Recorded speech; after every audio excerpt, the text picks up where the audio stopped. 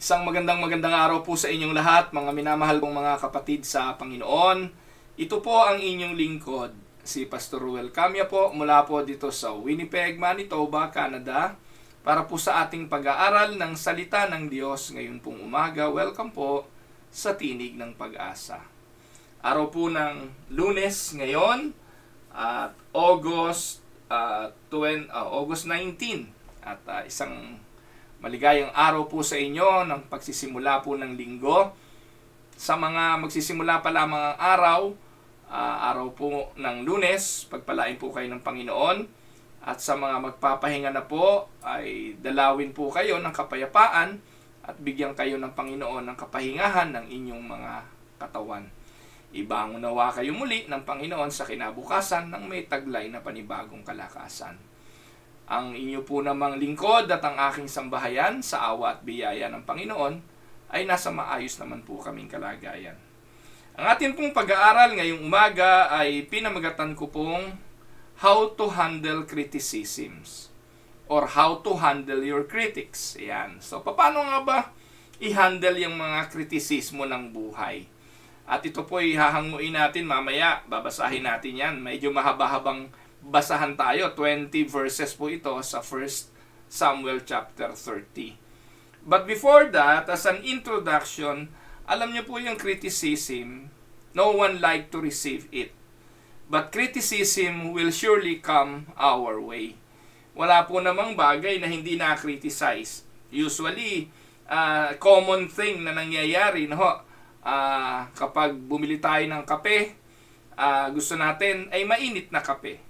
Pag sobrang init, galit tayo. Ano ba naman? Ubod ng init. Pag medyo naman maligamgam, ano ba naman yan? Malamig. Hindi masyado. So we always criticize things, sa madaling sabi. At because we like to criticize, in the same manner, we will be criticized as well. Regardless of how well you live, gaano ka man kahusay, gaano ka man kagaling, you will be criticized. Alam niyo mga kapatid, ngayon usong-usong usapan sa Pilipinas ngayon yung buhay ng mga Yulo. Si Carlos Yulo, yung nagkamit ng 2 medalyang ginto sa Olympics. Criticize ngayong maigi yung kanyang mga magulang, yung kanyang pamilya. Yun yung mga naandoon sa side ng kanyang girlfriend. Doon naman sa side ng kanyang mga magulang, criticize masyado yung kanyang girlfriend. Dahil po sa masyado raw controlling, at ito raw po yung kumokontrol sa buhay ni Carlos. At criticize din naman si Carlos dahil hindi niya mabalanse ang kanyang buhay, ang pagpapamilya at ang kanyang girlfriend. So, ang mundo ay laging nakatuon at nakatingin sa mga bagong pangyayari at tayo ay hindi naman tahimik na nagmamasid lang. Most of the time, nagbibigay tayo ng opinion at hindi natin nalalaman yung opinion na ating ibinibigay ay kritisismo na, in essence. So, kaya ikaw kapatid na nanonood sa akin, paano mo ba hinahandle naman kung ikaw naman ang nakikriticize? Paano mo ba hinahandle kapag mayroong mga bagay na sinasabi sa iyo ang mga tao? Anong paraan o anong damdamin ang umiiral kapag ikaw ay nakikriticize? Well, sa Biblia, hindi naman ito bago at in fact, napakarami sa Biblia na example ng mga man of God or men of God na naka-experience ng mga criticism. Especially doon sa mga tao na hindi naman naiintindihan kung anong nangyayari behind closed door. Or kaya, hindi naman nakakaunawa kung ano talaga yung nangyayari sa damdamin noong tao. Di po ba? Sino po ba ang nakasisiguro kung ano talaga ang nangyari sa pagitan ng nanay ni Carlos Yulo at ni Carlos Yulo? Sa pagitan ni Carlos Yulo at ng kanyang girlfriend. Pero naku, magbasa kayo ng mga comment section. Minsan, pag nakakakita po ako ng mga video tungkol doon kay Carlos Yulo, binabasa ko yung mga comment.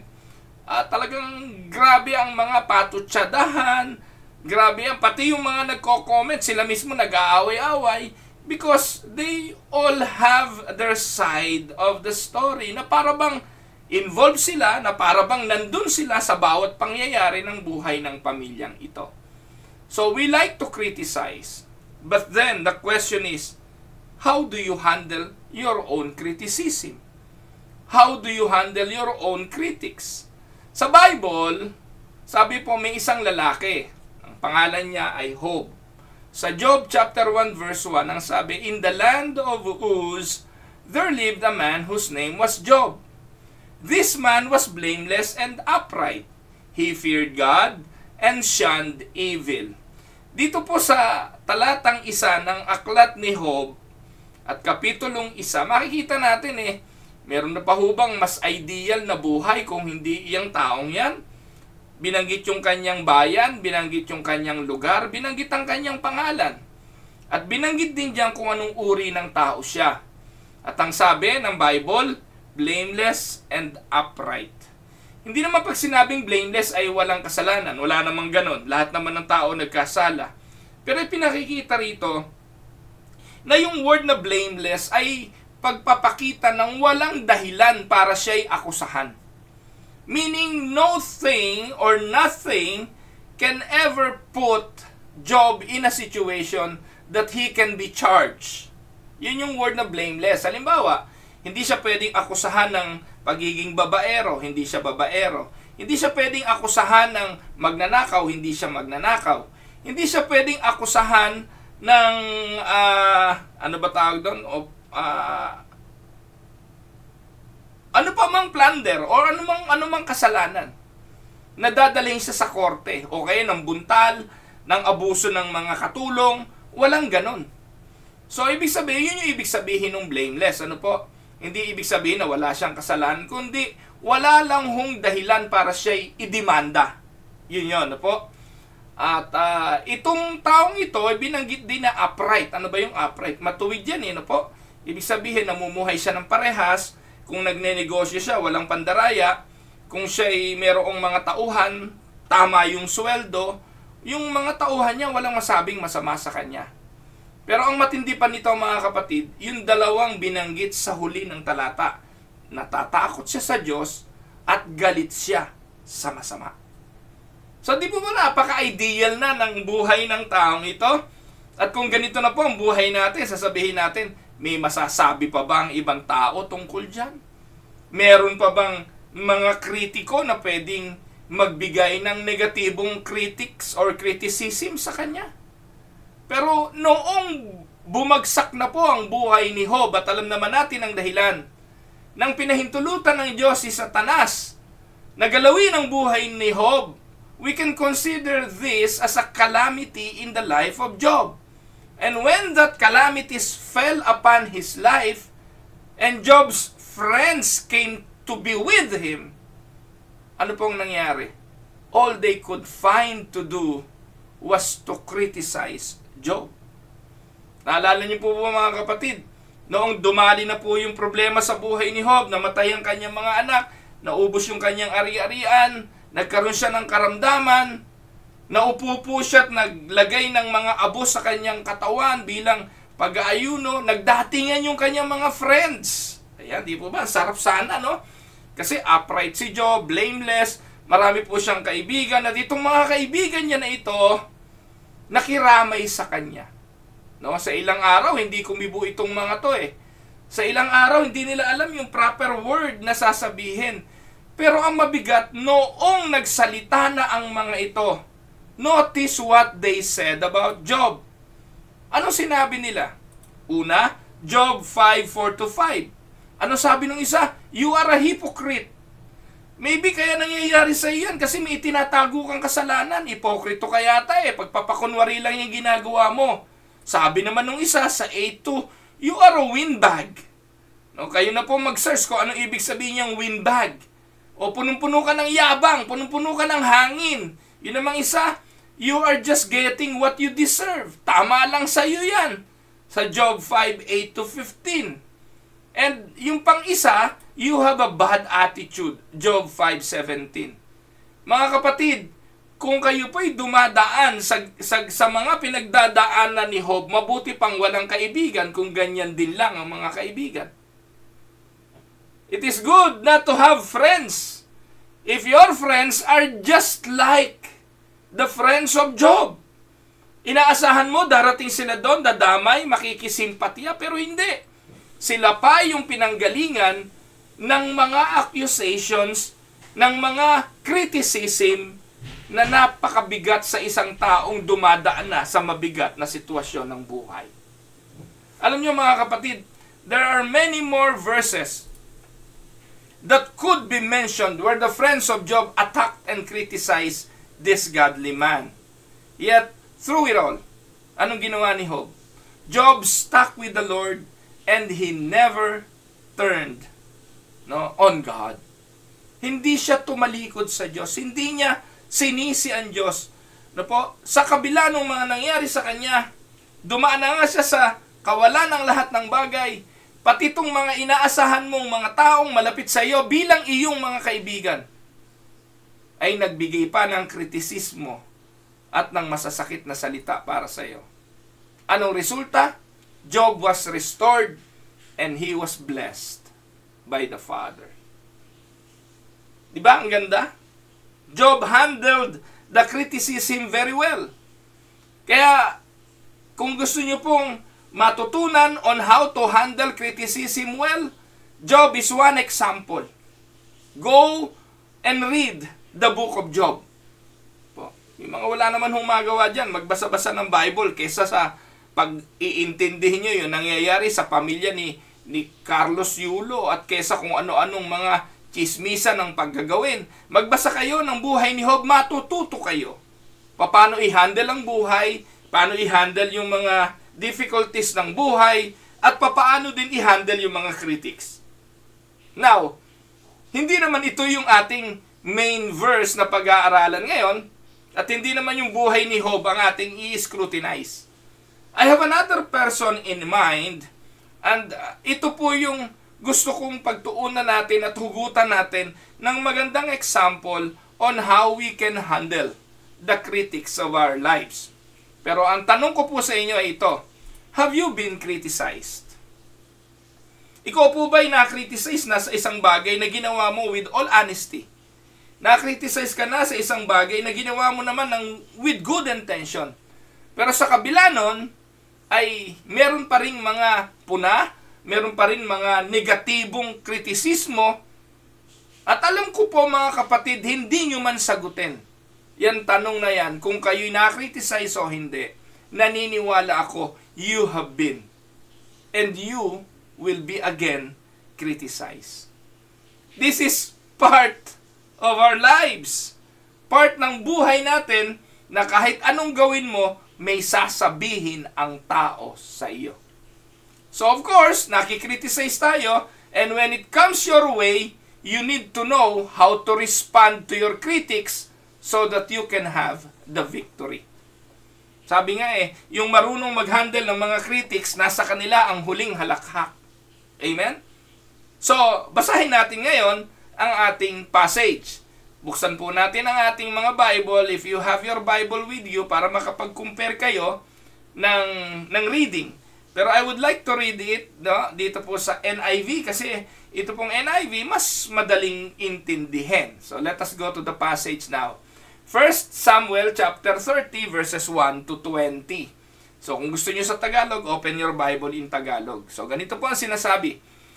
David and his men reached Ziklag on the third day. Now the Amalekites had raided the Negev and Ziklag. They had attacked Ziklag and burned it, and had taken captive the women and everyone else in it, both young and old. They killed none of them, but carried them off as they went on their way. When David and his men reached Ziklag, they found it destroyed by fire, and their wives and sons and daughters taken captive. So David and his men wept aloud until they had no strength left to weep. David's two wives had been captured, Ahinoam of Jezreel and Abigail, the widow of Nabal of Carmel.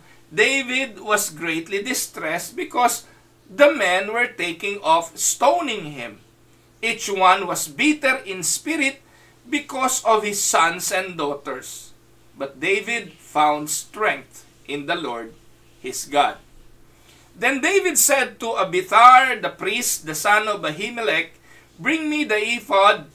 Abiathar brought it to him, and David inquired of the Lord, "Shall I pursue this raiding party? Will I overtake them?" "Pursue them," he answered. "You will certainly overtake them and succeed in the rescue." David and the 600 men with him came to the Besor Valley, where some stayed behind. 200 of them were too exhausted to cross the valley, but David and the other 400 continued the pursuit. They found an Egyptian in a field, brought him to David. They gave him water to drink and food to eat, part of a cake of pressed figs and 2 cakes of raisins. He ate and was revived, for he had not eaten any food or drunk any water for 3 days and 3 nights. David asked him, "Who do you belong to? Where do you come from?" He said, "I am an Egyptian, the slave of an Amalekite. My master abandoned me when I became ill 3 days ago. We raided the Negev of the Kerethites, some territory belonged to Judah, and the Negev of Caleb. And we burned Siklag." David asked him, "Can you lead me down to this raiding party?" He answered, "I swear to me before God that you will not kill me or hand me over to my master, and I will take you down to them." So he led David down, and there they were scattered over the countryside, eating, drinking, and reveling because of the great amount of plunder they had taken from the land of the Philistines and from Judah. David fought them from dusk until the evening of the next day, and none of them got away except 400 young men who rode off on camels and fled. David recovered everything the Amalekites had taken, including his 2 wives. Nothing was missing, young or old, boy or girl, plunder or anything else they had taken. David brought everything back. He took all the flocks and herds, and his men drove them ahead of the other livestock, saying, "This is David's plunder." Pagpalain ng Panginoon ang pagkabasa ng kanyang mga banal na salita. Sa pagbabasa natin ito, maaaring inyong isipin, ano bang pinanggalingan ng mga kwentong ito? It is good if you will read the entire book of 1 Samuel para ating lubusang maintindihan. But to zero in on our subject for today, gusto ko pong sabihin na ang mga verses na ating binasa, matatagpuan po natin ang kwento na kung saan si David ay tumatakbo kay Haring Saul. Do you remember that story? Na selos, galit na si Haring Saul kay David. So ang ginawa ni David, para hindi na siya totally patayin ng hari, tumakas siya. Tumakas siya kasama ang kanyang pamilya at ilang mga taong naniniwala sa kanya. Yung mga sundalo na pabor sa kanya, isinama niya. And they fled to the land of the Philistine. Ano ba yung land ng Philistine? Yung Philistine ay yun yung lugar ng mga kaaway ng Israel. Take note, si Haring Saul ang hari ng Israel. Si David ay commander ng bayang Israel ni Haring Saul. Pero nung nagselos na si Haring Saul kay David, walang choice si David kundi tumakas. Saan siya pwedeng pumunta? So David went to the land of their enemies. Si Goliath ay isang Filisteo, hindi po ba? At si Goliath ay napatay ni David nung siya'y bata pa. Kaya siya naging commander ng hari, no? Ng hari ni Haring Saul. At dahil po doon, naging sikat si David. Nagselos naman itong Haring Saul at gusto niyang patayin si David. At dahil doon, tumakas po si David, pumunta siya sa lugar ng mga Pilisteo. And during this time, nagkaroon ng digmaan ngayon, no po? Series of war happened, series of event that lead to David being criticized by his people. At dito po nakakriticize si David. In fact, sa verse 6, kung babasahin po natin, Nakita niyo po ba yung verse 6? Ang sabi po sa 1 Samuel 30 verse 6, David was greatly distressed because the men were talking of stoning him. The men were talking of stoning him. Napagkaisahan ng mga lalaking ito na kasama niyang tumakas kay Haring Saul na siya'y batuhin at patayin. Why? Because each one was bitter in spirit because of his sons and daughters. But David found strength in the Lord. Importanteng makita natin ang bagay na ito.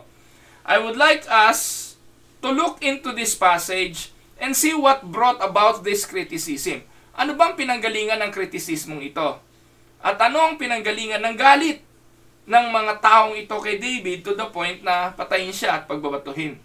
So the lessons gleaned from these verses will help us when we too find ourselves the focus of criticism.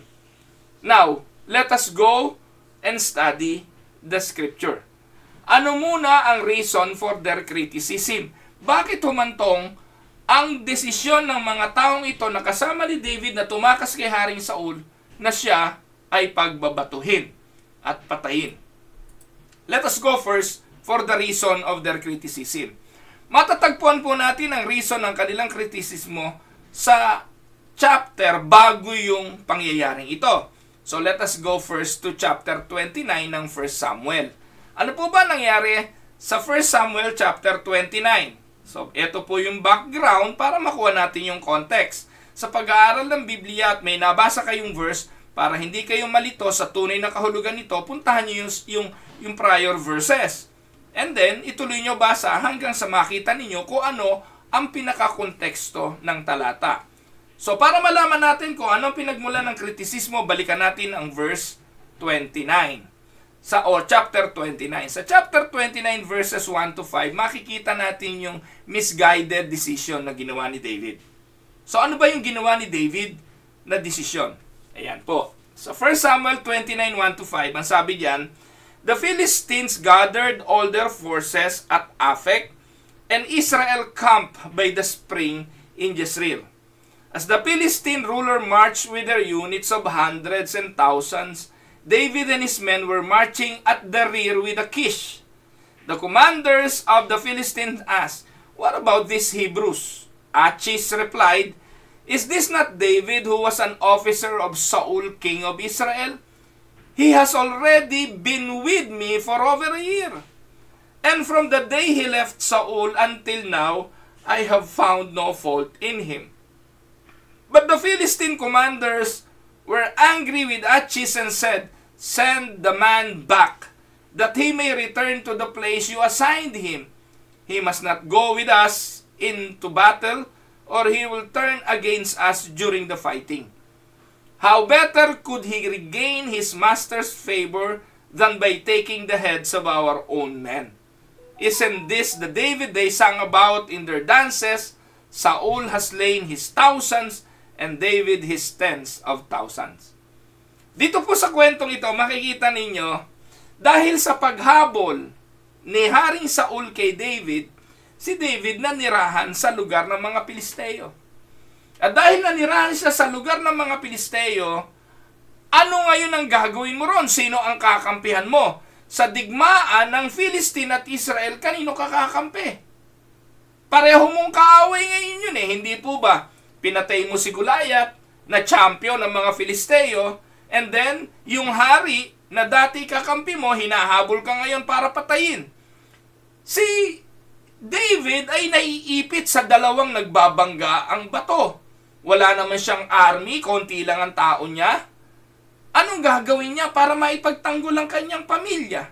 Anong gagawin niya para maipanalo ang digmaan sa dalawang nagbabangga ang batong ito? So, dito ngayon nagkamali si David. Ang ginawa ni David, kumampi siya sa mga Pilisteo. At dito po sa chapter 29, mababasa natin, 1 taon na siya na nakikidigma sa mga Philistine. Kanino laban? Laban sa kanyang sariling bayan. So in the context, in all reality, David probably had no business trying to help the Philistines defeat Israel. Whatever his reasoning, nakita natin David was leading his troops to fight against their own people. At si Achis, na commander din ng Philistine, naging kapartner na naging kapanalig na ni David. Pero yung ibang mga general, yung ibang mga general ng Filisteo, walang tiwala sa kanya. Kahit 1 taon na tinutulungan ni David ang mga Filisteo laban sa kanyang sariling bayang Israel, itong mga general, wala silang tiwala. Kaya sabi nila kay Akish, alisin mo yan si David, huwag mo isama yan, delikado yan. Gasino na bumalik siya sa kanyang hari, gasino na bumalik siya sa dati niyang Panginoon kapag napagpapatay niya na tayo. Baka espiya lang yan. So, ganun yung nasa isipan nila. So, ang mabigat dito, sa 1 taon na mahigit, tumutulong si David at ang kanyang army sa kaaway ng bansang Israel. And this was a decision by David. Now, when things turned out as what happened, his men were justified in questioning David's decision. Bakit? Kasi iniiwanan ni David at ng kanyang mga sundalo ang kanilang pamilya. Iniiwanan nila yung Siklag, yung bayan kung saan nandun sila kasama yung kanilang mga asawa at ang kanilang mga anak. Doon sa chapter 30, mamaya atin pong pagtutuunan ng pansin, di ba nilusob naman ng mga Amalekites. Hindi ng mga Philistine, ibang grupo na naman yun. Yung mga Amalesita at yung mga Amalekites, numero 1 kaaway din yan ng mga mga Israelites. At nilusob nila ang Siklag. Sinunog ito, kinuha ang mga babae, ang mga bata, wala silang pinatay. Kinuha lang nila ang lahat ng pwede nilang kunin. And David was criticized. So mga kapatid, when criticism comes your way, one of the main things you need to ask yourself is, totoo ba ito?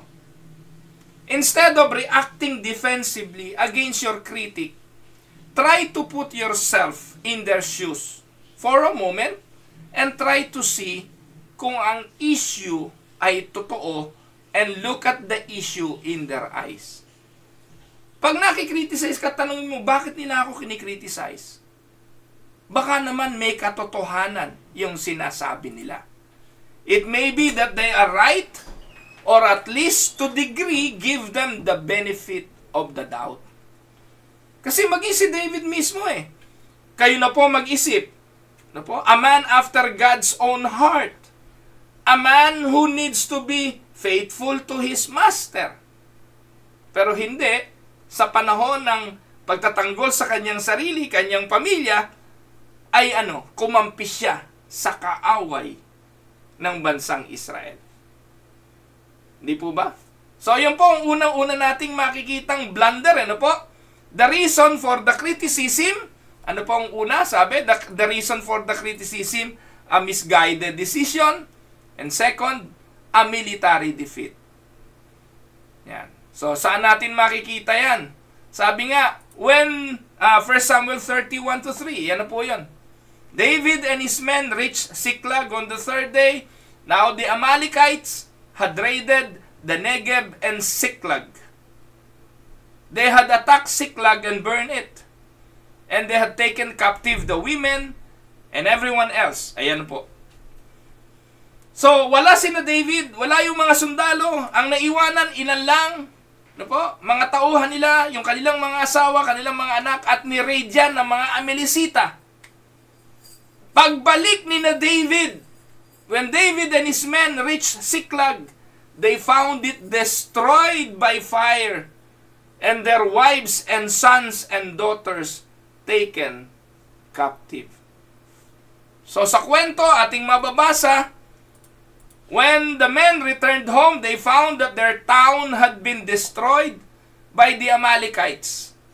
Nakipagdigmaan sila laban sa Israel sa sarili nilang bayan. Kakampi nila ang mga Filisteo, pero yung lugar kung saan nila pansamantalang iniwan ang kanilang mga mahal sa buhay, inatake naman ito ng iba pang kaaway, ang mga Amalekita or ang mga Amalekites. To the minds of these men, walang ibang may kasalanan kundi si David. Sana hindi natin iniwan ang pamilya natin. Sana hindi na tayo kumampi sa mga Pilisteo. Kung sila'y nandun lamang sa lugar na yon, kung umatake man ang mga Amalekita, kaya nilang ipagtanggol ang kanilang mga asawa, ang kanilang mga anak, ang kanilang property. And their distress is easy to understand. Apparently, David was doing what he thought was right. However, those around him saw the things in a different way. So we just need to remember that not everyone will agree with you, will not agree with us all the time. Kaya minsan talagang kailangan dumating doon sa punto na kailangan tindigan mo na lang, kailangan na lang manindigan ka, patunayan mo na yung pasya ay tama, kahit hindi.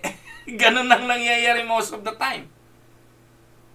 Because not always ay titindigan ka at kakampihan ka. Pag dumating na yung pasya at desisyon mo ay sumablay, doon mo natatanggapin ang katakot-takot na kritisismo. Kaya mga kapatid, hindi madaling maging leader. Hindi ho madali na manguna. Kaya yung mga nasa place of leadership, yung mga pastor, yung mga nasa church leadership, tandaan po ninyo, kahit anong gawin nyo, kahit nasa tingin ninyo ay pinakamaganda para sa kapakanan ng lahat, merong hindi makakagusto ng inyong desisyon. Maybe they are there, seems like supporting you for the decision, pero naghihintay lang sila na magkamali ka, naghihintay lang sila na maging negatibo ang resulta ng iyong pasya, and then saka sila magsasalita. And you will hear a very harsh criticism from these people. Ano sabi nila?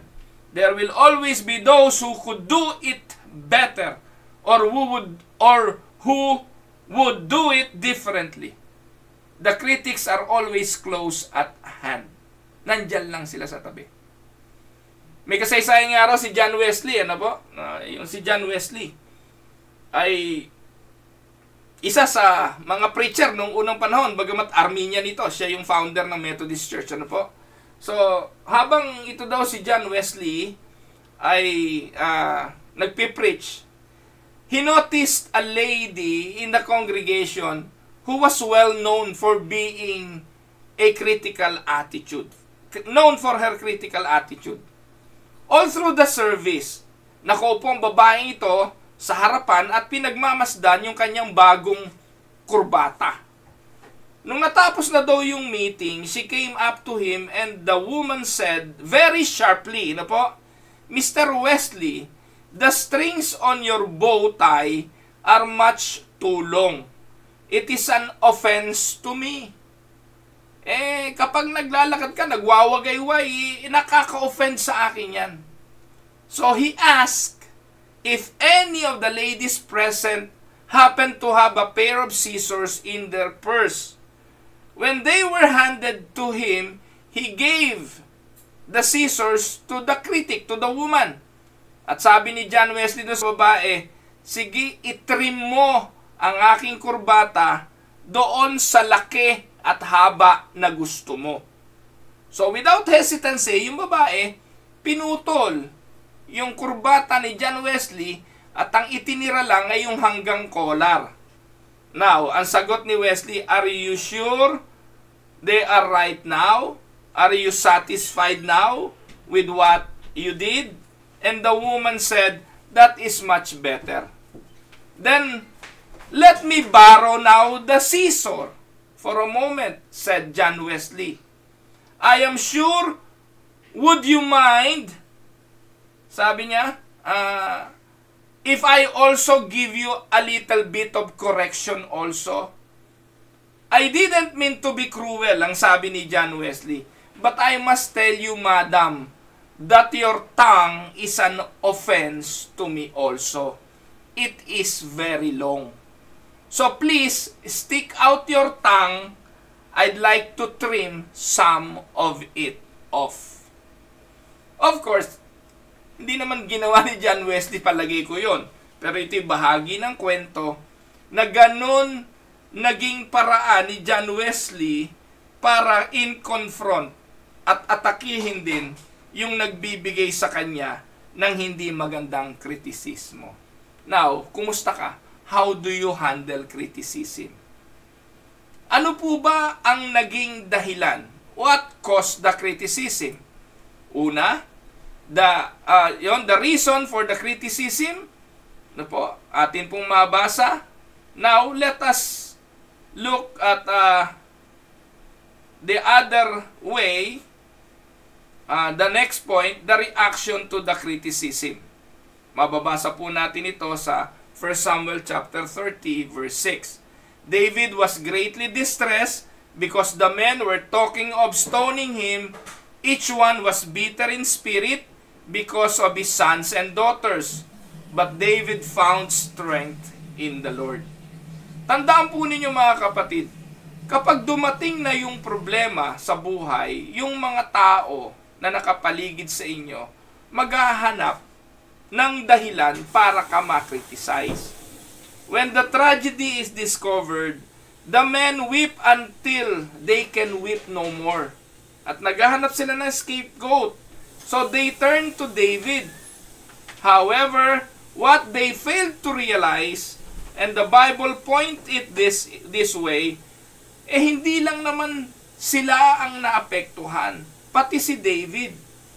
Kasi yung pamilya ni David ay nahuli rin at dinala rin ng mga kaaway. Minsan, ito ang problema kapag nasa sitwasyon tayong mahirap, ang nakikita lang natin yung damdamin natin. Hindi natin nakikita yung damdamin ng iba. Kaya dahil mahalaga yung damdamin natin, wala tayong pakialam sa damdamin ng iba, kinikriticize natin yung naging dahilan nito. Now, that is the reaction of their criticism. Tingnan natin, ano po? Very often, they are so caught up in themselves, how they feel, what is happening to them, and how they are being affected that they cannot see things objectively. And the best way to deal with this is to do what David did. Don't respond to critic. Criticism often has effect of enduring the critic more than the one being criticized. So the reaction to their criticism, ano naging reaction? A heavy heart. David is bothered by their reaction. He has suffered just as much loss as they have. His heart was broken also. And because of that, the people had turned to him, and in their defense, they were just looking for scapegoat. Yung kabigatan ng kanilang puso, they were looking for scapegoat para ma-criticize nila si David. Unfair and unjust criticism always has a way of striking you right in the heart. It is painful when you have done your best to know that someone is observing your life to find fault. It is natural to be bothered by criticism. However, criticism should never be allowed to control your life. Amen? So, the reaction to their criticism, a heavy heart. Second, a humble heart. Please note that David did not respond to his critics. He was upset and hurt, but he did not retaliate. The danger of being criticized is that it can cause you to develop a spirit of bitterness toward the criticizers. Yan ang common. So the surest way to fuel the fire of criticism, as well the speculation that the critic may be right, is to go on the defensive. Tama? So dumipensa. But David did not retaliate. Right? So, makikita po natin na the danger of being criticized, common yan. The best response to the critic is no response at all. Alam niyo po si Colonel George Washington Geotals. Ewan ko kung narinig niyo na ang kwentong ito, pero si Colonel George Washington Geotal ay the primary supervisor na siyang responsable sa construction ng Panama Canal. Yung pong Panama Canal, magpahanggang ngayon na isa sa highway in the ocean na dinadaanan ng mga barko from Pacific Ocean to the Gulf of Mexico. Ito yung naglilink nung Gulf of Mexico at ng Pacific. Noong bago ito sinisimulan, na magiging dahilan para magligtas ng maraming mga barko at mga nagbibiyahe para i-avoid din yung malayong trip papunta ng South America. Yung construction ng Panama Canal, habang ginagawa ito, si Colonel Giotals had to endure several or severe criticism, lalo na doon sa mga hindi nakakaintindi kung ano magiging resulta ng Panama Canal. So, habang ginagawa ito, napakaraming mga critics nagsasabi, imposible ang gawain yan. Hindi yan matatapos. But Giotal refused to listen to his critics and he pressed ahead with his work.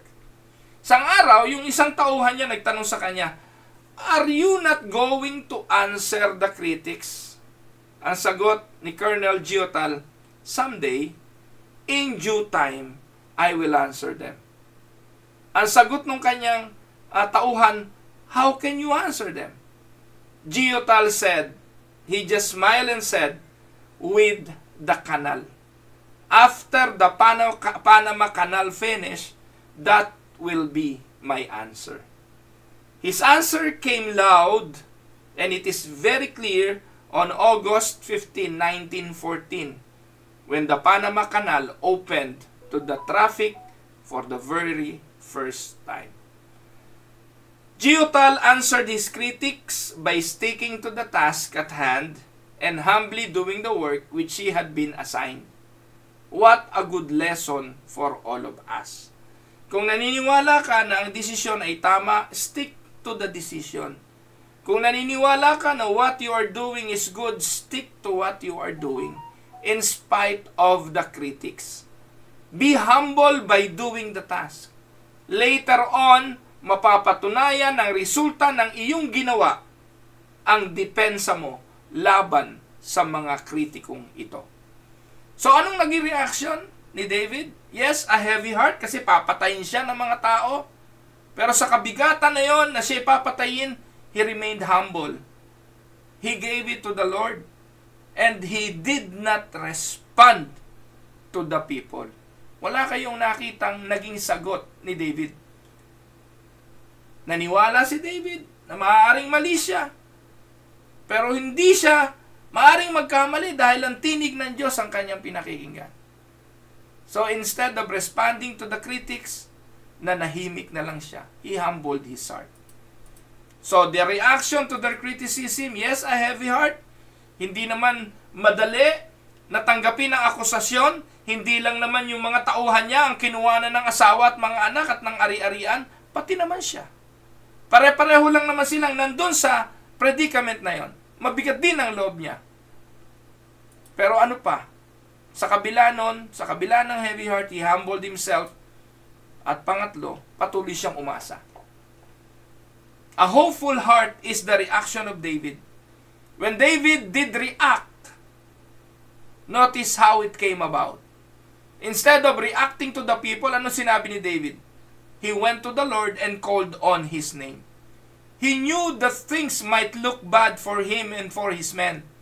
But David knew that the Lord was in control of all the matters of life. In the face of criticism, David turned to the Lord for encouragement. Alam niya na ang kanyang pag-asa ay walang iba kundi ang Diyos. The word for encourage means to see something as a support to give yourself strength. And David did that. David did what we could all learn to do, and that is to take our trouble along with our critics to the Lord. Tandaan po ninyo, far too often we try to take matters into our own hands. We want to handle our critics. Minsan tayo mismo. Tayo gaganti, tayo gagawa ng solusyon. Pero anong ginawa ni David? No. He went to the Lord. Kung tayo, we want to tell them, get off or get out of my life. I don't need you. We want to put them in their place.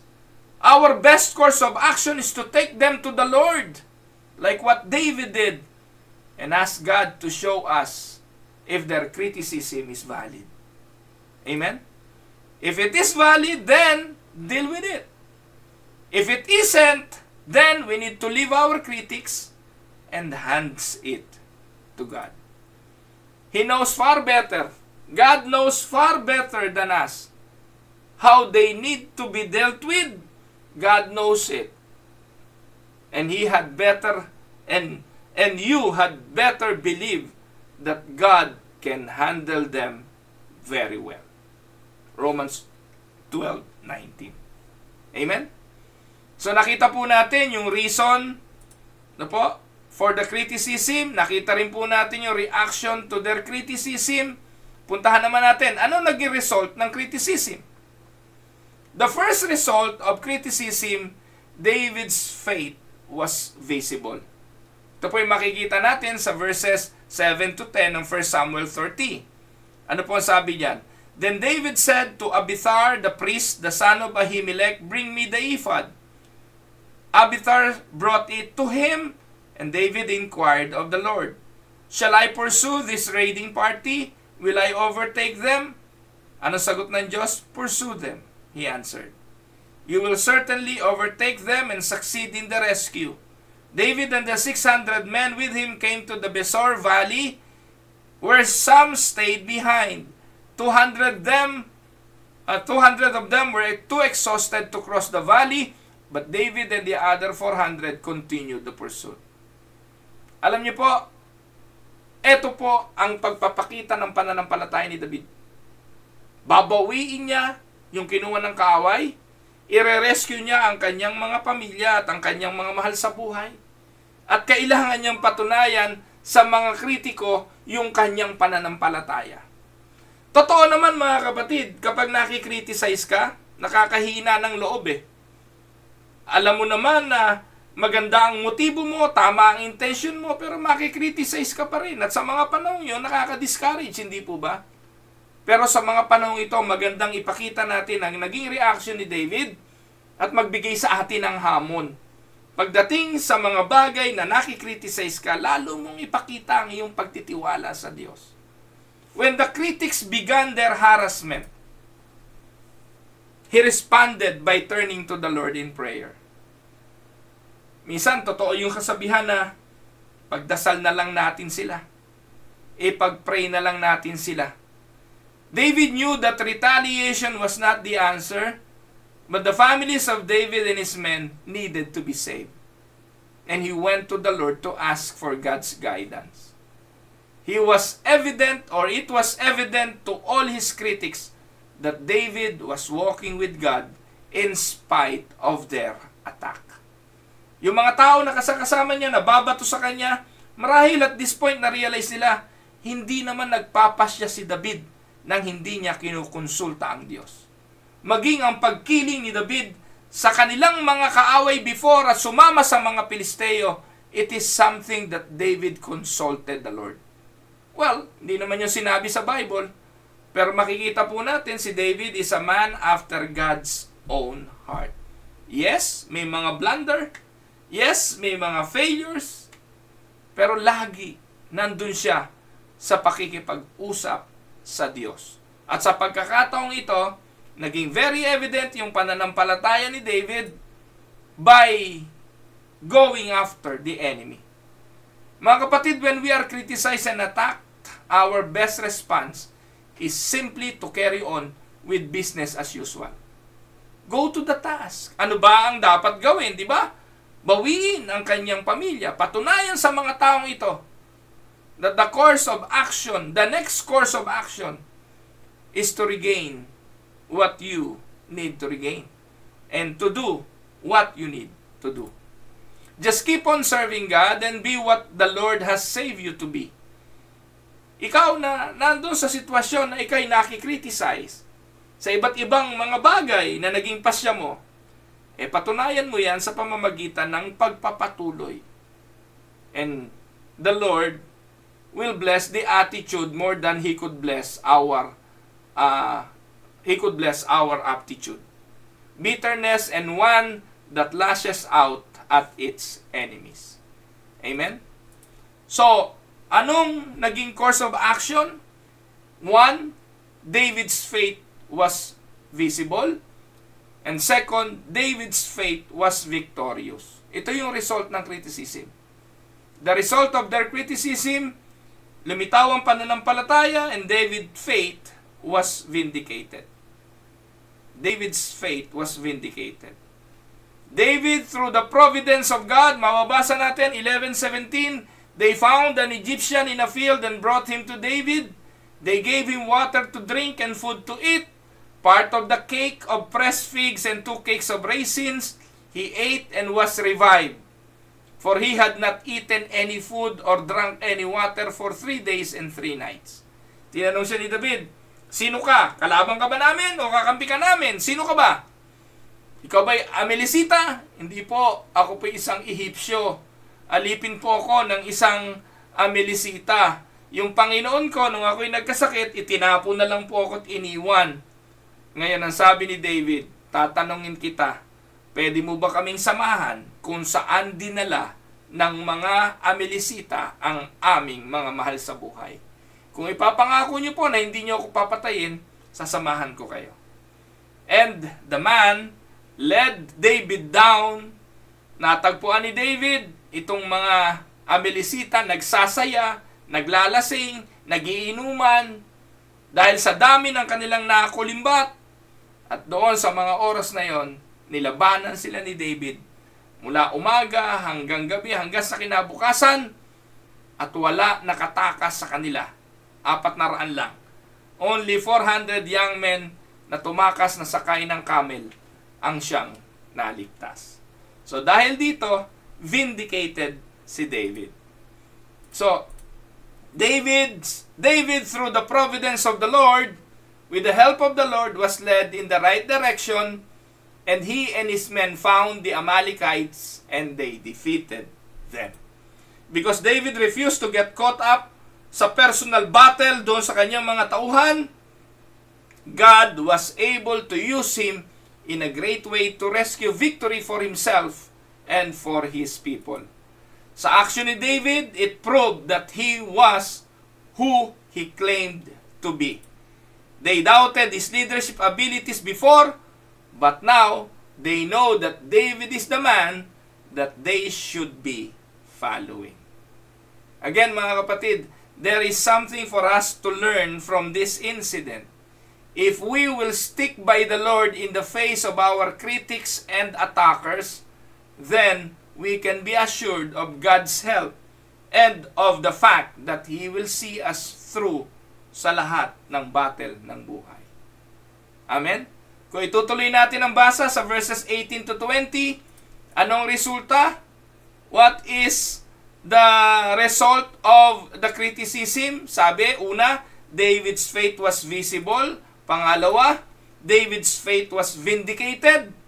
At ito po, panghuli, ay nagbigay ng tagumpay. David's faith was victorious. Ito po yung sinasabi ng verses 18 to 20. David recovered everything the Amalekites had taken, including 2 wives. Nothing was missing.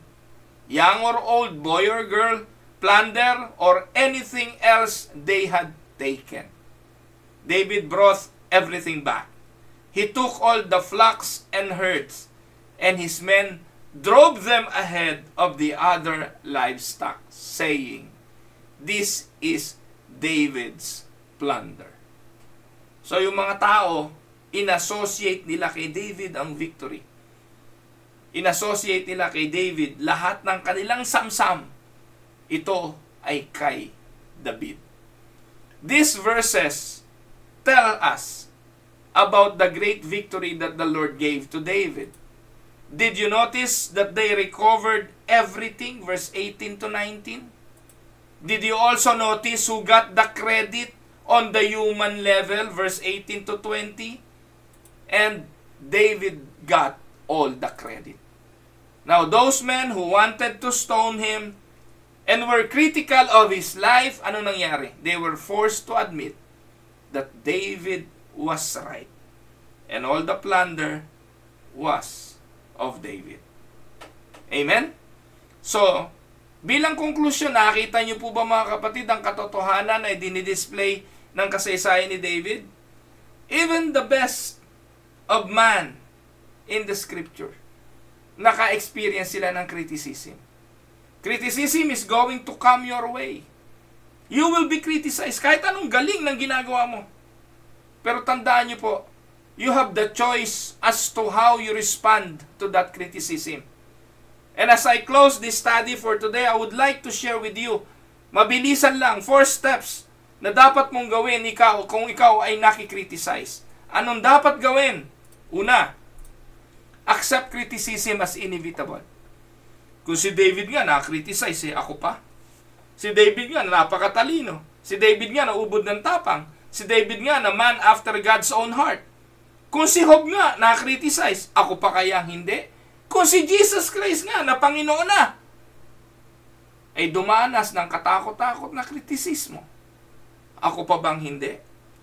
So ikaw na tagapanguna, accept that. Criticism is inevitable. Ako po, sa mahabang panahon na ng pagpapastor, ang dami ko nang narinig na ganyan. Ano ba naman yan? Ba't naman ganyan? Ba't naman ganon? Ba't naman ganito? Pero sa mahabang panahon po ng pagpapastor ko, awa ng Diyos, napapatunayan sa mga critics ng buhay ko na po, na tama ang Diyos. At kung may mga pagkakataon naman na tama yung kritisismo, ako naman ang itinatama ng Diyos. Sapagkat hindi naman lahat ng critics masama. Minsan nga, tingnan natin, no po? Sabi nga kapag may critics ka, at examine the source of every criticism. Some may be valid.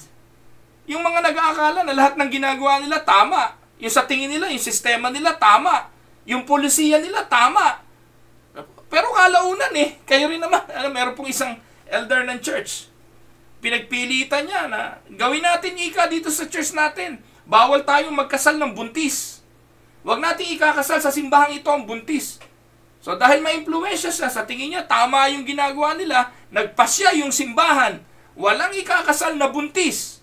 Dapat hindi pa nagsisiping ang ating ikakasal. O ano nangyari? Yung elder na yon, ang unang-unang tinamaan ng bagay at desisyong kanilang ginawa ay yung anak niya. Dahil yung anak niya ang unang nabuntis. Mga kapatid, you will be criticized in whatever you will do. Pero minsan, kailangan mo ring tingnan. Baka kasi mali naman ang desisyon mo. Baka mali naman yung pasya mo. Ask yourself, who is the one saying these things?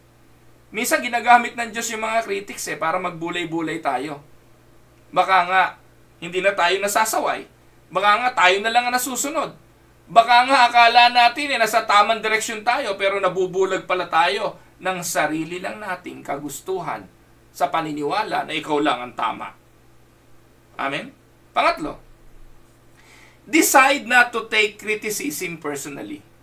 Look at it objectively and try to learn from it. Itanong mo sa sarili mo, is there any truth to this?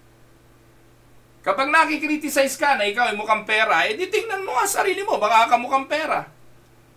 Pag nakikriticize ka ng pagiging diktador, di tingnan mo nga, baka nga sobra ka ng diktador.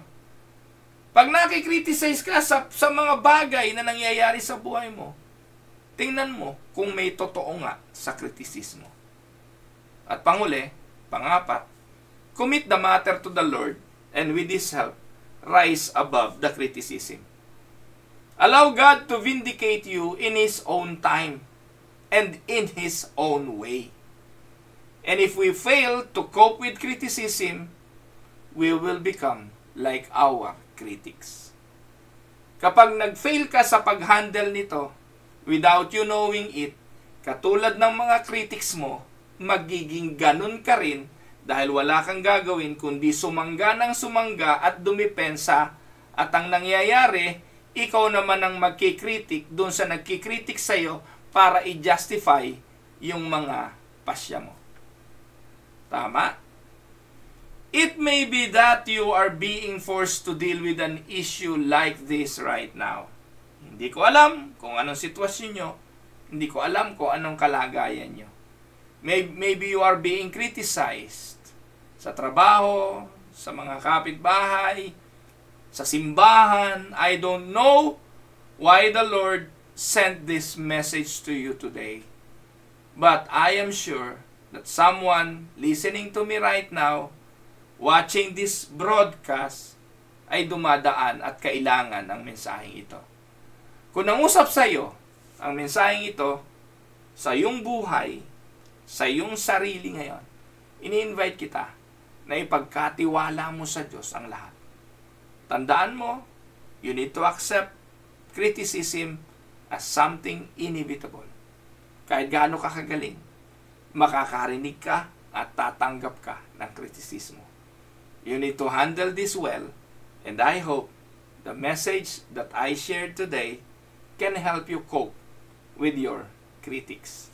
Ako po ang inyong lingkod, si Pastor Ruel Camia po, mula po dito sa Winnipeg, Manitoba, Canada, para po sa Tinig ng Pag-asa. Magandang araw mga kapatid.